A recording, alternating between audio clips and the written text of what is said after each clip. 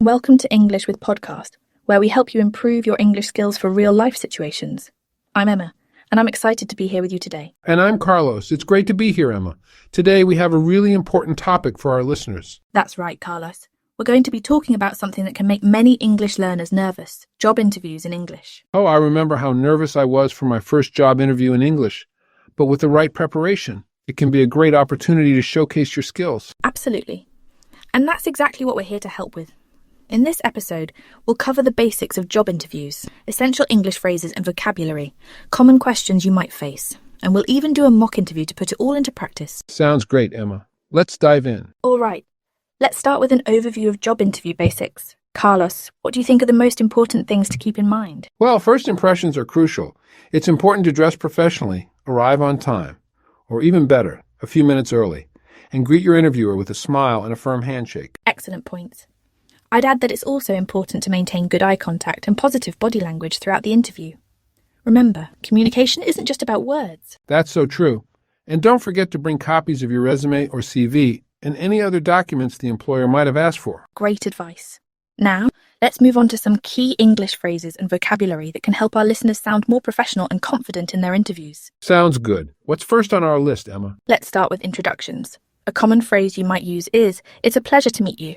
Carlos, can you give us an example of how to use this? Sure. When you meet your interviewer, you could say something like, "Hello, Mr. Johnson.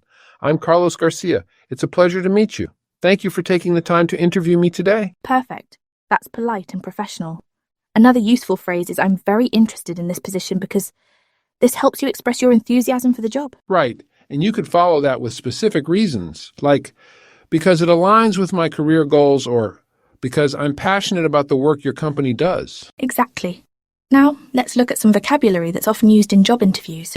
We have words like experience, skills, qualifications, team player, and problem solving.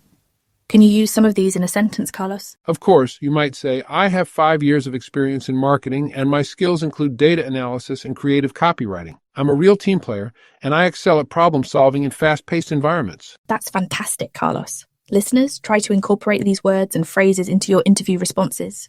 They'll help you sound more fluent and professional. Now, let's move on to some common interview questions and how to answer them. Emma, what's a question that almost every interviewer asks? One of the most common is, "Tell me about yourself." This can be tricky because it's so open-ended. The key is to give a brief overview of professional background and skills that are relevant to the job. Right, it's not about your entire life story. How about an example? Sure. You might say something like, "I'm a marketing professional with 5 years of experience in digital advertising. I have a degree in business administration and I'm passionate about using data to drive creative campaigns. In my current role, I've increased client engagement by 40% through innovative social media strategies." That's great. It gives a clear picture of your professional background without going into too much detail.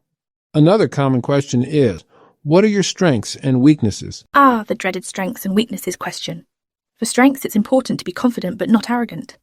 Choose strengths that are relevant to the job you're applying for. And for weaknesses? For weaknesses, it's good to be honest, but also show that you're working on improving. For example, you might say, "I sometimes struggle with public speaking, but I've been taking workshops to improve my skills in this area." That's a good approach. It shows self-awareness and a commitment to personal growth. Exactly. Now let's do a quick role play to put some of this into practice. Carlos, you'll be the interviewer, and I'll be the job candidate. Ready? Ready.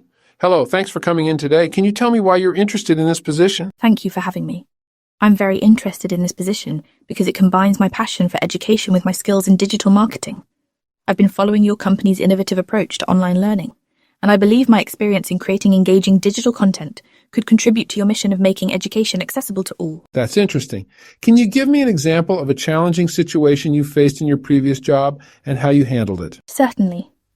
In my previous role, we faced a significant drop in user engagement on our educational platform. I took the initiative to analyze user data and conduct surveys to understand the issue. Based on the insights gathered, I proposed and implemented a new content strategy that included more interactive elements and personalized learning paths. As a result, we saw a 50% increase in user engagement over the next quarter. Very impressive. Thank you. And scene. That was a great little mock interview, Carlos. How do you think it went? I think it went really well, Emma. You gave specific examples and used some of the professional language we discussed earlier. Thank you. Now, let's talk about some specific tips for non-native English speakers in job interviews. This is something I have personal experience with.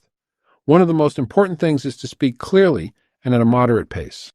It's better to speak slowly and clearly than to rush and make mistakes. Absolutely. And if you don't understand a question, it's perfectly okay to ask for clarification. You could say something like, "Could you please rephrase the question?" Or "Would you mind explaining that in a different way?" Yes, that's much better than guessing or answering the wrong question. Another tip is to practice common interview questions with a friend or language exchange partner before the actual interview. Great advice, Carlos. And remember, it's okay to take a moment to think before you answer. You can say, "That's a great question. Let me think about that for a moment," to give yourself some time to formulate your response. Exactly. And don't forget to showcase your language learning as a strength. Being bilingual or multilingual is a valuable skill in many workplaces. Absolutely. Well, we're almost out of time. Let's wrap up with some practice suggestions for our listeners. Good idea. I'd recommend practicing your self-introduction in front of a mirror. Pay attention to your body language and try to speak with confidence. That's a great tip. Also, try recording yourself answering common interview questions. This can help you identify areas where you might need to improve your pronunciation or fluency. And don't forget to research the company you're interviewing with. Being knowledgeable about the company shows genuine interest and can help you ask intelligent questions during the interview. Excellent point, Carlos. Well, that brings us to the end of today's episode. We hope this has been helpful in preparing you for job interviews in English. Remember, preparation is key. The more you practice, the more confident you'll feel. Absolutely. Thank you for listening to English with Podcast. If you found this helpful, please don't forget to subscribe to our channel and leave a comment with any questions or topics you'd like us to cover in future episodes. Yes, we'd love to hear from you. Until next time, keep practicing and good luck with your job interviews. Goodbye, everyone, and happy learning.